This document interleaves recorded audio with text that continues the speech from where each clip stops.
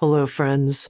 My name's Tami Simon, and I'm the founder of Sounds True, and I want to welcome you to the Sounds True podcast, Insights at the Edge. I also want to take a moment to introduce you to Sounds True's new membership community and digital platform. It's called Sounds True One.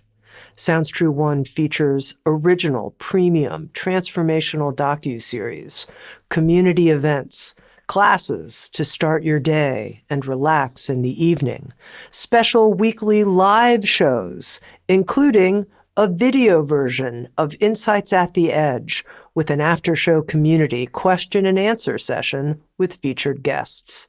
I hope you'll come join us, explore, come have fun with us, and connect with others. You can learn more at join.soundstrue.com.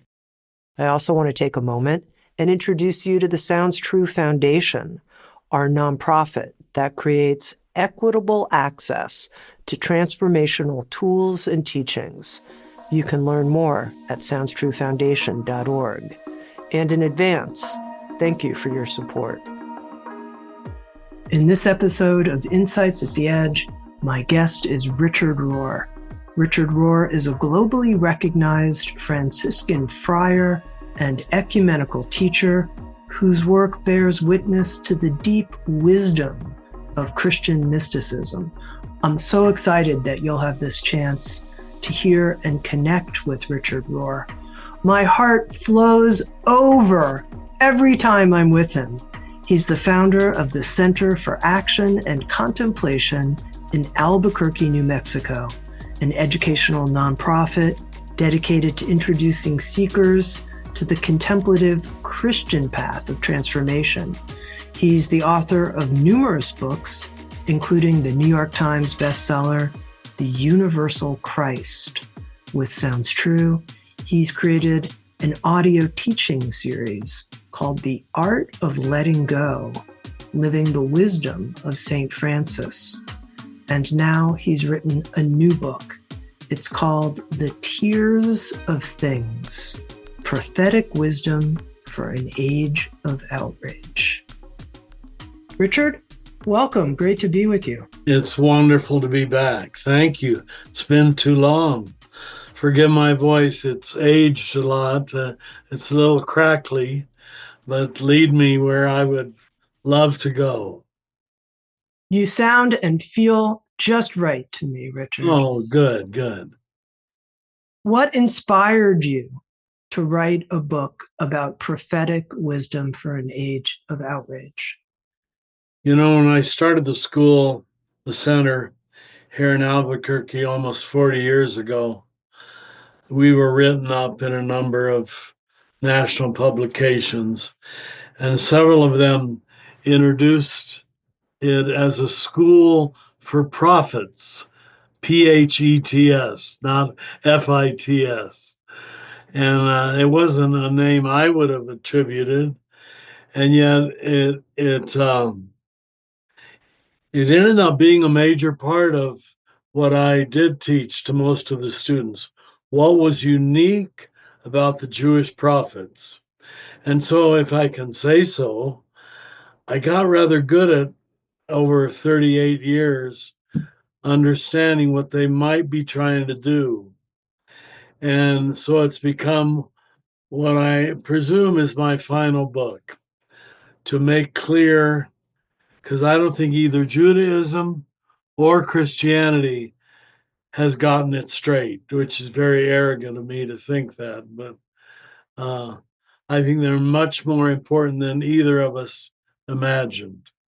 Well, tell me what you think we're missing that's important, Richard, that you've wanted to make sure we're informed the about. very word prophet in most of our minds connotes foretelling the future. And of course,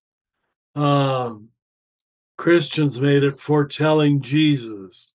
So you'll see a prophet in art in European cathedrals, and he's always pointing his finger at Jesus. It's a little self-serving, because I would say that's maybe at best, if at all, 1% of their conscious teaching. I think they're creating a runway, a lineage out of which Jesus is able to be understood.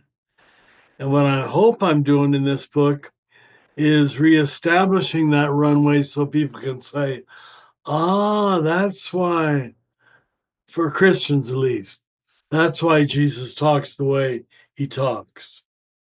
And the heart of it is self critical thinking. They're the birth of self critical thinking, which is unknown to most nation states, most religions, most institutions. You write about sacred criticism. What's the difference between normal criticism and sacred criticism? Well, at least the way I'm using it is sacred criticism isn't accusatory and angry. It's simply revealing. Look what we're doing. I think a Jungian would call it revealing of the shadow, exposing the shadow self. But it doesn't seek a place of superiority. And in that sense, I've been able, I hope, to somewhat critique the liberal just as much as the conservative, because liberals, and I probably am considered one, we consider our superiority that we've discovered where evil really lies, and it's always on the right. And that's what the prophets never did. They always criticized their own team, their own country, their own religion. It's amazing. It's never been imitated quite the same since. What moved me the most about reading The Tears of Things was the prophetic arc that you describe, Oh, good. that I understood as a template that any one of us could apply to the outrage that we feel at this time being alive. And I wonder if you could share, and then we could go through it, this movement through what appeared to me to be 3 stages of development. 3, maybe even a bit 4, but 3 does it justice. The reason a lot of people don't like the prophets is they appear to be so uncontrollably angry. And the first part of every prophetic book, they're just yelling at you, accusing you, judging you. If you had a judgmental father or mother, you just turn them off right away. Who likes to be yelled at for being wrong? But what I was able to do from teaching them for so many years was stay with the text in every case. And I asked the writer, maybe you remember, to have 3 highlighters. A red one, which highlights, well, most is unhighlighted, it's just the narration. But the red is when they start raging at you, or at Israel, or the city state they're trying to reform. Then, when you first notice some cracks in their armor, where they begin to doubt or question, and sometimes it's an epiphany of sorts, a deepening God experience. And I say, highlight that with yellow. And then you come to what is really I would call the inspired text. Not, I know a lot of Protestant Christians wouldn't like this, but I don't believe all sentences in the Bible are equally inspired. Some of them are not inspired at all. They're heretical, they're ridiculous. I know that's dangerous to talk that way, but when you do get to the inspired level of the prophets, they talk out of third way thinking, unconditional love. Uh, this I know. That's Job. Well, go ahead with Job. He isn't normally considered a prophet, but I try to make him a prophet because I think he is. This I know that my Redeemer lives, and I will plant my flag here. These a paradigm I've used a lot is order, disorder, reorder. When you get to the reorder statements, you can highlight those in green. And it's a minor part of every book. A lesser known prophet like Habakkuk, there's a good name for you. Uh, Habakkuk doesn't come to his reordered statements till the last three verses of his book. All the rest of it, he's railing and writhing at how terrible Israel is. Now, you're describing this arc right now in terms of order, disorder, and reorder. My internalization had to do with anger and outrage and upset about the world, then moving into a second phase of sadness and lamentation, and then a third phase of something that I would call unbounded praise and a sense of trust in the benevolence. Now, could you help me understand order, disorder, and reorder and how that relates to outrage, cosmic sadness, and unlimited praise? Thank you for saying it better than I did, because that's the point. The way you put it is the way I wanted to present it in the book. The move from anger to sadness, first of all. That's the yellow lines in the book. Where it came home to me was for many years I gave men's initiation rites here at Ghost Ranch in New Mexico. And the third day was called the Day of Grief. And I would, after a while, just wait for it and make a statement dramatically because it deserved it. I said, a lot of you think your father was an angry man, and maybe he was. A lot of you think you're angry, and maybe you are. But listen closely, and I'd lean forward to emphasize and say, do you know what? You're not really angry, you're sad. And honestly, I'm not kidding. The whole 5 day retreat pivoted around that statement. Men just became white faced with recognition and sympathy for themselves and very often for their fathers, grandfathers. That anger is a big cover for sadness. And of course, you would recognize, I think this is what America is in part experiencing today. There's rage, they call it outrage, the publishers did on the cover. But I think for people who were raised like I was in the 40s and 50s and 60s, where we were so proud to be Americans, there is like a bottomless sadness. What has happened to this country?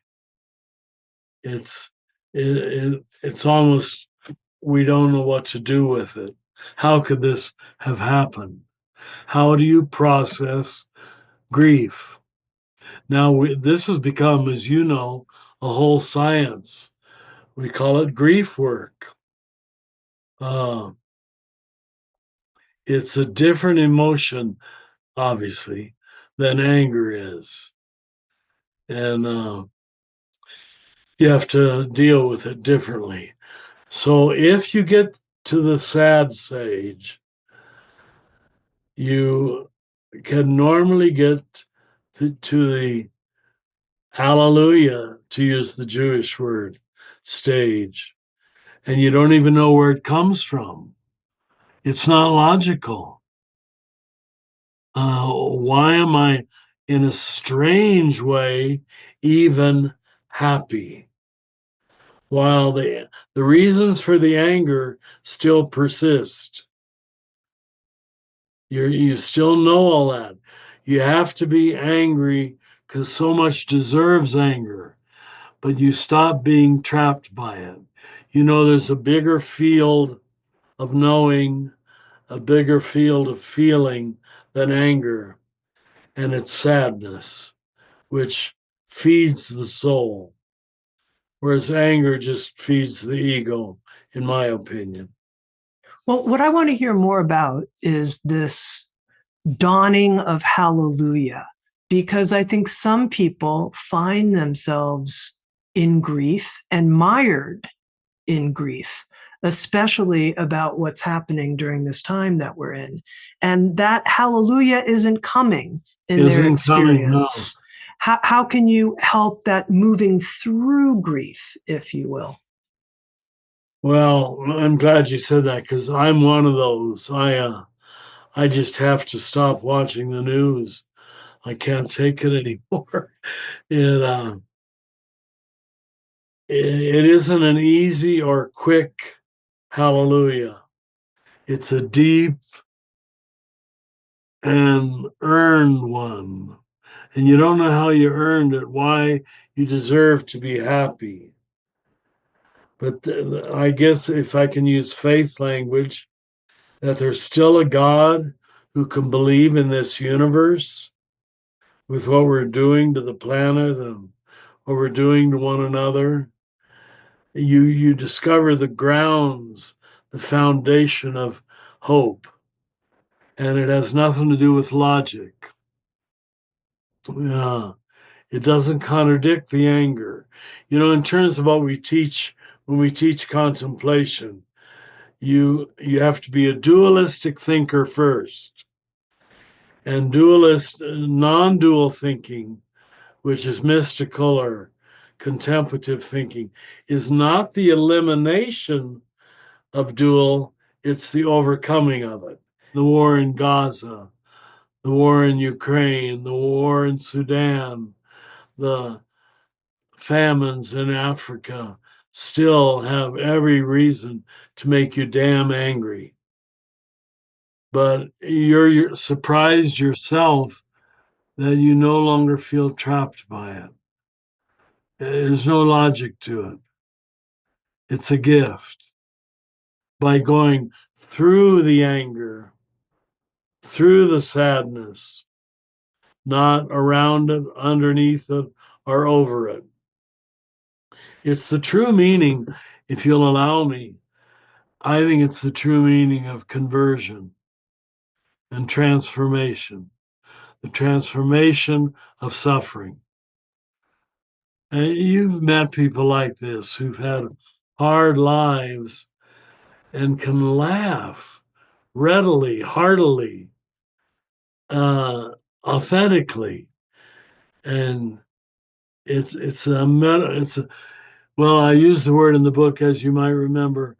It's a alchemy in the soul, a word that Carl Jung again used. You don't understand the alchemy, a new solution, which our word solution, a solutio, the coming together of new ingredients that create a new outcome. So I'm experiencing this, Tami, while I'm trying to write about it. Uh, I don't say I've fully resolved it. If I listen to the news more than 15 minutes, I'm angry again. Now, am I supposed to stop listening to news forever? I don't suspect, but I do put boundaries to it. I don't think the amygdala can handle that much jerking around. that much deceit, that much misuse of words, that much unadulterated lying as we're subjected to. But you've somehow created a boundary around it. So you're not going to let it take away your foundational joy, your foundational hope. And I don't know. I honestly don't know how that happens, but I've experienced it enough to try to teach about it. Now, you used this interesting word when I asked you about the transformation from being in grief to this dawning hallelujah. You said it was earned. And at the same time, you're talking about how it's something that's given as a type of grace, if you will. Yeah, and very I'm good. curious, what is the earning part? The suffering through too. I don't mean a moral worthiness. As you know, I'm a profound believer in grace being everything, and there's no earning. But there are processes that the soul needs to walk through, stages. I think I talked to you about that in my earlier book, Falling Upward, that you need to go through stages.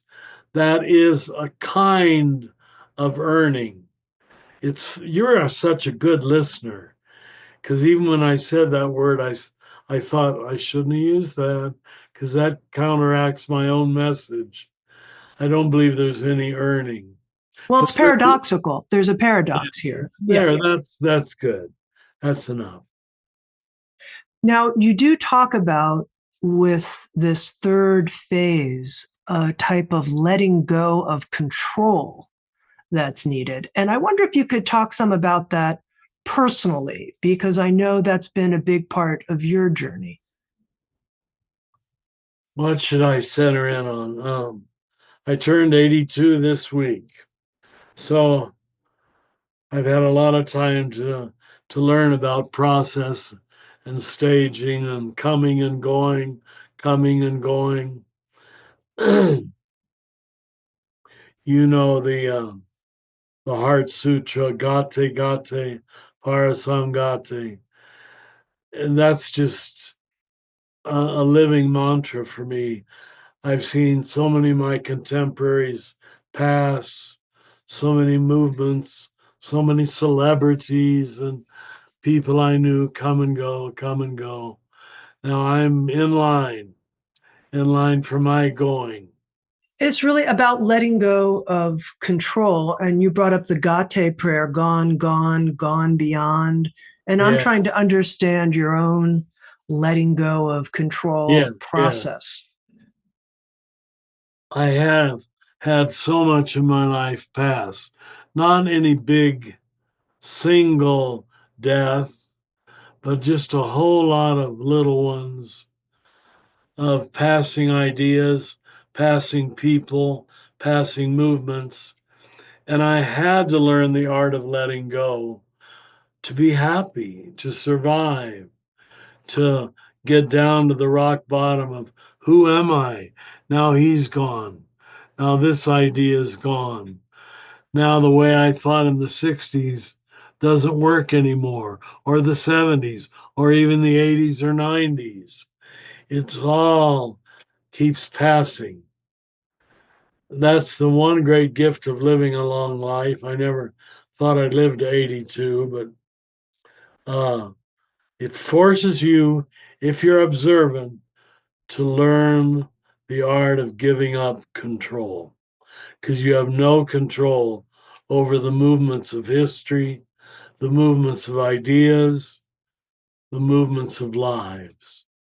In terms of the template of prophetic wisdom, you write about how the prophets, the mature prophets, knew how to die before they died. How is this part of the prophetic template? For some reason, those we call prophets uh, face the hard edge of Jewish history early on in their life. They didn't deny it, they didn't run from it, they didn't soften it. That's what made them prophets. Where they got that grace, we would call it, I'm not sure. But it isn't commonly imitated or copied.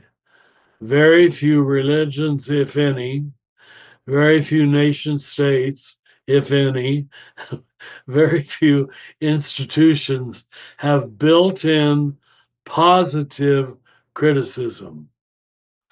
Well, I quote, as you know, in the introduction, John Lewis, good trouble. I think the prophets teach us good trouble, how to cause trouble, but not in a negative way, not in a whining way, not in a self serving way, but in a, if you listen to them, a finely uplifting way. It's an art form, and studying the prophets and seeing their maturity has, I don't know if I said it in the book, has made me think that most of the world religions are still in their early stages of learning how to transform people because they haven't developed this art of sacred criticism, the sacred no, the sacred shadow. Look how long it took us to bring forth a man like Carl Jung who clarified the very notion of the shadow for us, that it isn't evil, it's just what we don't want to see. That's a big difference. What we do, yeah, big difference. And our unwillingness to see it, what we don't want to see, is the problem. The other important point I hope I make in the book is that the prophets, against most of the rest of religion, localize evil not in the individual sinner, but in the collective. Like, forgive me, I'm not trying to play politics, but with what's happening in America right now, they wouldn't be too surprised at who we elected president. They would say, what kind of country is this that can't see through this charade? They would critique without any doubt. I can say this. The prophets would critique that sin lies in the collective illusion, the collective hubris, the collective almost enjoying being deceived, enjoying being lied to. Where does that come from? That's Jung's shadow. That, I believe, is much closer to Jesus' understanding of where sin really lies. And it's not where we made sin lie, which I'm going to say 7 times out of 10 was in sexual sin, so called, and in the individual. Always the sinner was the sexual deviant. That finds no foundation in Jesus. And I challenge Christians to disprove me on that. It's almost like, my God, we were blinded. He isn't worried about sexual sinners at all. He's worried about power and money and war and control. Just to make this really explicit, Richard, why do you think it's so important that we shift our critique away from an individual human and towards collective patterns and collective ignorances and delusions? Because that's where evil best hides, and so much so that it doesn't look like evil. It looks like the way everybody thinks, the way things are. Uh, in Jesus' language, he says, woe to you, Bethsaida. Woe to you, Capharnaum. Woe to you, Jerusalem, and he weeps over Jerusalem. Uh, Once you can get the collective to all agree that it's not a sin, it's not wrong, you've won the day. And that's why Jesus calls Satan the father of lies. This emergence of a deceit allowing culture is really problematic. It shows we're in the later stages of cultural decline, that we don't care.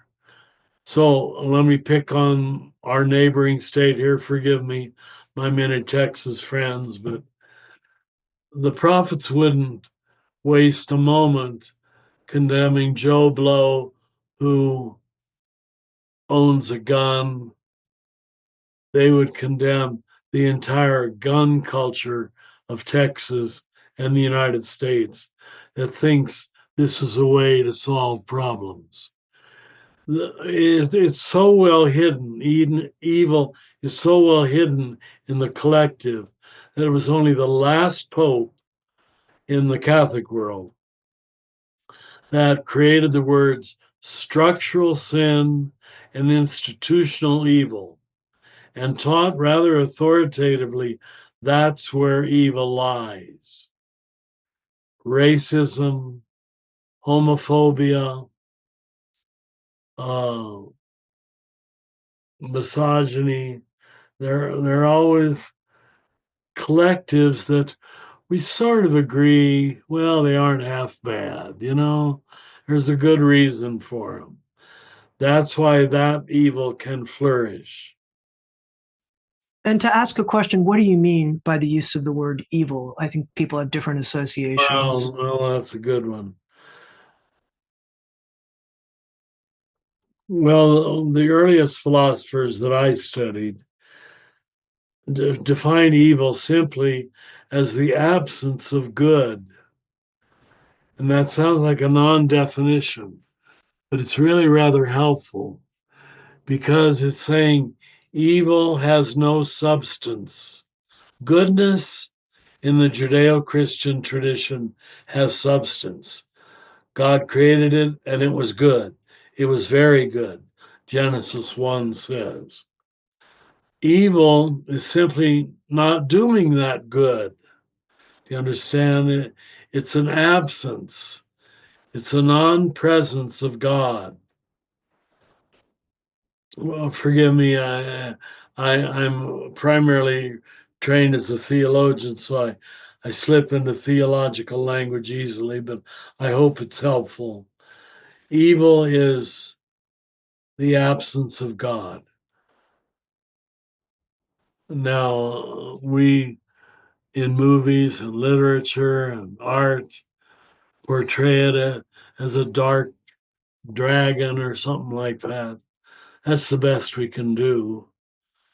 But it's always the opposite of God, who is supposed to be portrayed as always and forever good. I found that very helpful. Thank you, Richard. Now I want to talk about something that I find difficult, complicated, and you mentioned it, which is that when we embrace this, you called it non-dual, Yes, and this is the dawning hallelujah we're talking about, this that's it. ever-present That's it. sense of goodness. This is good, the presence of goodness, to use my language in the context of our conversation here. That's good. And it includes the struggles, the non-dual, the things that That's right. we are opposing in the world. It includes that. And I'd like to know how those two things in the same moment coexist for you at a feeling level, how that works for you, Richard Rohr. God, you're a good interviewer. How do they? They do. Still surprising to me. I have to go to the level that we perhaps naively call prayer, where opposites can coexist, um, where I still feel the anguish of the violence and deceit that's overtaking our country, but I don't let it destroy me. I don't know how that happens. I don't know why that happens. What is protecting me from complete cynicism? Now, I had to fight direct cynicism in my 40s and 50s and 60s every day, I think. By temperament, I'm inclined to be a cynic, a disillusioned idealist, if that's a definition of a cynic. Um, but allowing that disillusionment and allowing the opposite also to be true. Just a half hour before I came online with you, I was sitting here on my front porch, and this little Mexican American couple came up to show off their grandchild to me. And this sweet little girl just runs with delight. That's a fact. Her smile is a fact. The sweetness of these people is a fact. I'm not going to let my cynicism outdo them. They are happening. I don't think they suffer the amount of negativity that I have to as an educated, philosophically trained person. I am so trained to see the dark side, to see what's phony and narcissistic and untrue. This little girl, thank God, she doesn't see it yet. And her parents, they don't see it. You know what they do? They come every day around 3 o'clock to clean the parking lot. Just, just for goodness sake, for goodness sake. Uh, they don't get paid for it. Why do they do it? I don't know, but gratuitous goodness is just as wondrous as gratuitous evil. Why is there goodness? And I've let those two fight their way out inside of me by observing both of them, not just one, which is what the cynical liberal or angry conservative does, but both of them. There's plenty of goodness. The trees here are turning green. It's early spring. I call my prayer now gazing. I can gaze on this porch for an hour and a half without getting bored. I just gaze, just look, without making any judgments, without any analysis, just unadulterated seeing. And it's all gratuitous goodness, which I will no longer deny. Uh, I thank God for letting me live long enough to see both. And they don't cancel one another out. Did you happen to read the poem at the beginning of the book? Oh, yes. Wasn't that a poem? Do you have it with you, Richard? You could read it for us. Let me read it. In fact, I think Rosemary Traumer is from your state, Colorado. It's called For When People Ask. I want a word that means okay and not okay. More than that, a word that means devastated and stunned with joy. I want the word that says, I feel it all at once. The heart is not like a songbird, singing only one note at a time. It's more like a tuvan throat singer, able to sing both a drone and simultaneously two or three harmonies high above it. A sound, the tuvans say, that gives the impression of wind swirling among rocks. The heart understands swirl. There's the best answer to your beautiful question. The heart understands swirl. How the churning of opposite feelings weaves through us like an insistent breeze, leads us wordlessly deeper into ourselves, blesses us with paradox, so we might walk more openly. And then the final two verses, into this world that is so rife with devastation, this world that is so ripe with joy. How about that? Rosemary Watola Trommer lives somewhere in Colorado.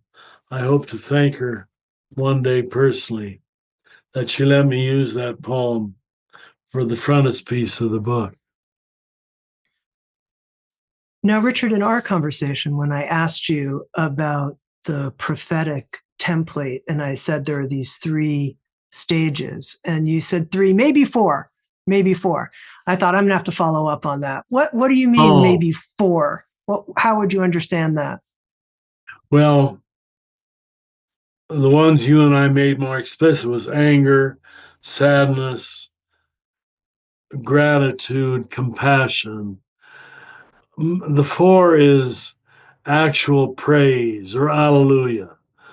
And there's a where you're actually glad that this happened because it's brought you to a deeper kind of joy.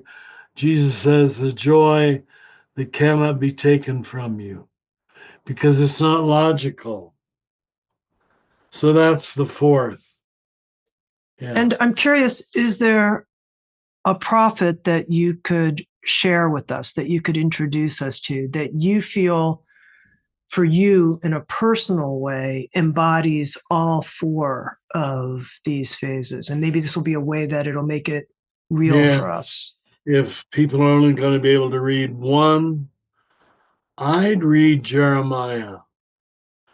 Jeremiah illustrates all four stages. He states his call right at the beginning, which is unusual. Most of them have their call in the middle, but he still goes into the anger, the rage. He says what is sometimes translated for a Jewish rabbi to speak this way to God: you raped me, Lord, and I let myself be raped. That's one translation of, I think, Jeremiah 20. His lamentations are so heartfelt, they became their own book. There's only one book in the Bible named after a human emotion, and it's the book of Lamentations. And if you read it by Jeremiah, presumably, uh, it isn't lamenting any one death of a child or failure of a marriage or war in a country. It's what I'd call universal sadness over the tragic sense of life, the tragic sense of reality. Christians had a language for it that all reality is signed with the cross, signed with eventual failure, eventual disillusionment. Our good Buddhist friends say gate, gate, parasam gate, all is gone, all will be gone. We're all saying the same thing. I think. But it takes a while to see that. So I'd read Jeremiah from beginning to end. He's he's most for Christians, he's most like Jesus. If you get Jeremiah, it won't be hard to get Jesus. He he weeps over Jerusalem just like Jesus does.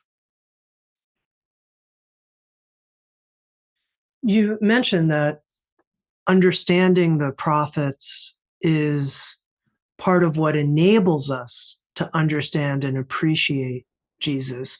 Can you just connect some of those dots for me, why you Yeah, see it that sure. way? See what we did, Tami, is we Christians were so eager to prove he was the Son of God, or God, as a lot of people just put it, uh, that we didn't notice he didn't walk around saying that at all. He calls himself the Son of Man, not the Son of God. Uh, we fail to notice that he didn't call himself a Messiah. But what he did identify with was this role of being critical, creatively critical of religion, which is why they killed him. And he says that you killed all the prophets and you're going to kill me. So he perfected the art of supreme, holy criticism that was oriented toward the transformation of people, not the cynicism or the anger of people. So once you get the highway, if I can call it that, created by the prophets, the lineage is the word you and I would probably use. Get the lineage of the prophets or the genre, the way they talk. You're ready to finally understand Jesus. And Christianity never bothered to get that. If we would have had more self critical popes and priests, but we didn't because we just weren't taught how to do positive, creative, hope filled criticism. I know a lot of people in my earlier years when I was young, I would criticize the church. People would come up angry in a lecture hall. Why don't you just leave, Richard? If you... And it always seemed like such a stupid response. If we all leave, what we see is flawed. None of us will belong to anything because everything is flawed. And once you accept that universal tragedy, the cruciform shape to all reality, you don't feel like you're being disloyal. I've never felt I was being disloyal to Catholicism in particular when I criticized my own Catholic background. You criticize it enough to critique it. To you love it enough, excuse me, to critique it. I think one of the things I want to make sure I understand correctly is your use of the term self-criticism, because I understand sacred criticism in terms of looking at the collective Okay, and good, even good, the good. organizations that we're a part of. But at first, when I heard you talk about self-criticism, I was like, oh, what does he mean by that? Critical of Yeah, my individual being? no, no, thank you. Darn, I hope I didn't leave that vague in the book.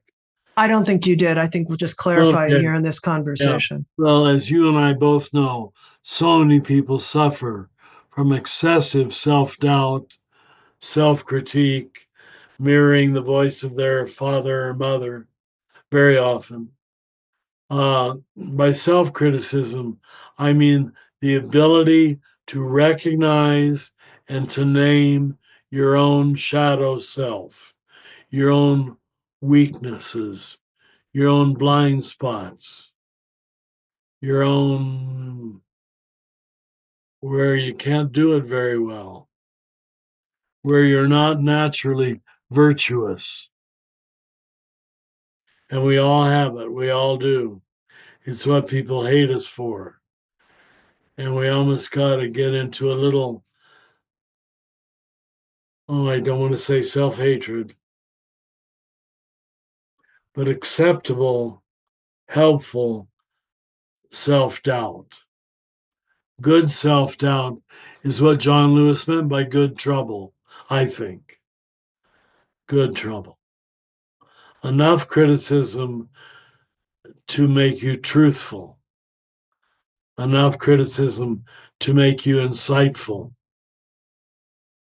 And religion has not been known for that, except, if I can say so, I'm told, correct me if you've read differently, 37% of Jewish people worldwide do not agree with what their government has done in Gaza.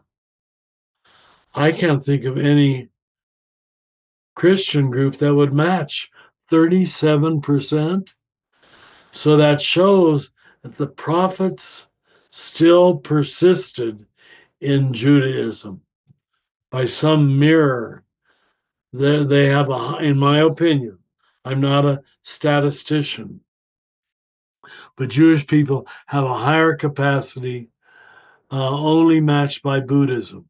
Buddhism matches it by creating a strict interior method of self observation and often reach the same. But collectively, they've often fallen into the same self worship that we Christians have, and that all religions have.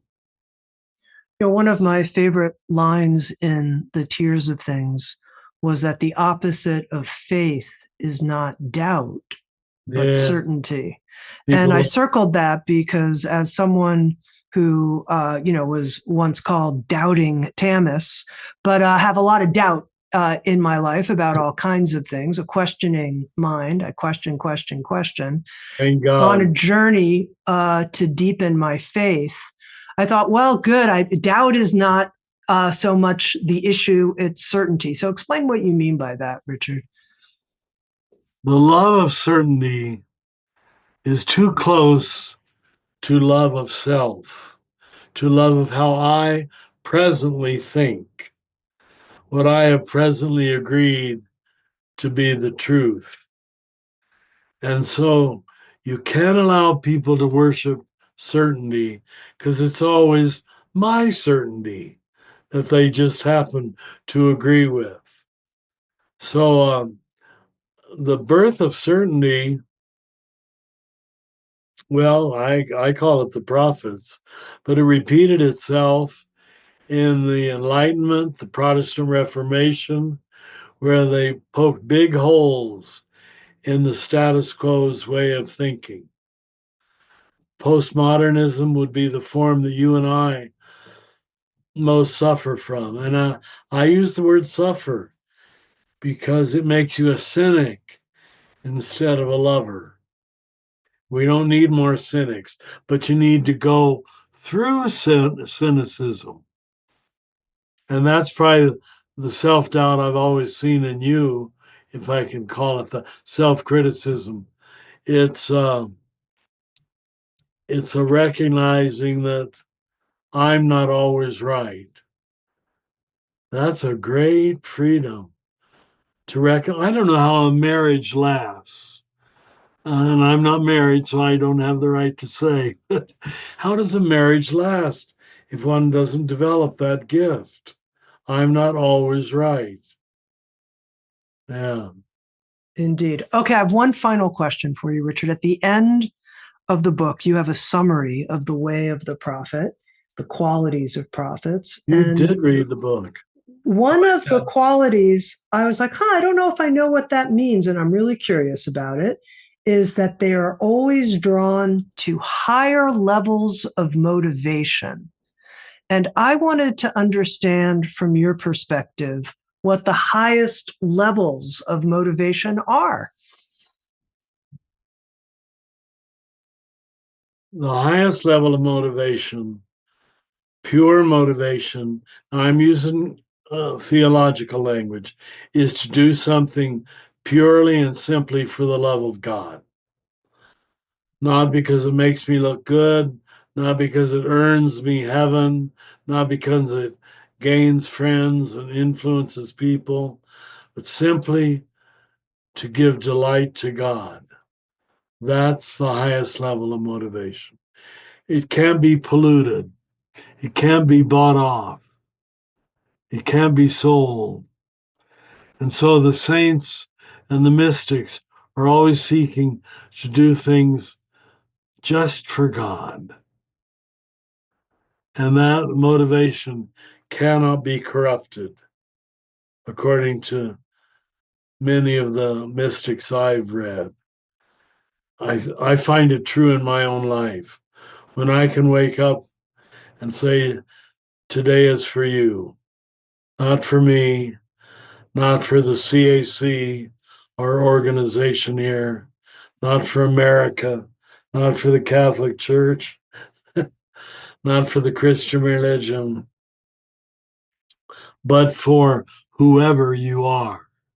Now, I say it that way because it demands a notion of God as mystery, that I don't know what God wants really. I don't know what pleases God. I don't know how to please God.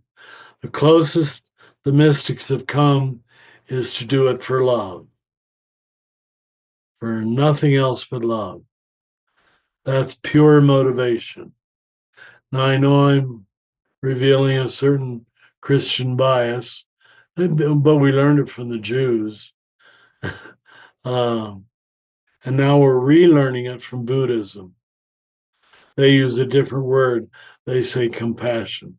Richard, my heart wells up with you. It wells up and it overflows. Thank you so much. It's great to be with you. You make me happy just to talk to you. Thank you. Have a good day. You've been listening to Richard Rohr, the founder of the Center for Action and Contemplation and the author of a beautiful new book. It's called The Tears of Things, Prophetic Wisdom for an Age of Outrage. We've been talking to Richard from New Mexico here at 82 years of age. What a great joy to be with him. And if you'd like to watch Insights at the Edge on video and participate in the after-show Q&A session with our guests, come join us on Sounds True 1, a new membership community featuring award-winning original shows, live classes, community learning, guided meditations, and more with the leading wisdom teachers of our time. Use promo code PODCAST to get your first month free. You can learn more at join.soundstrue.com. Sounds True, waking up the world.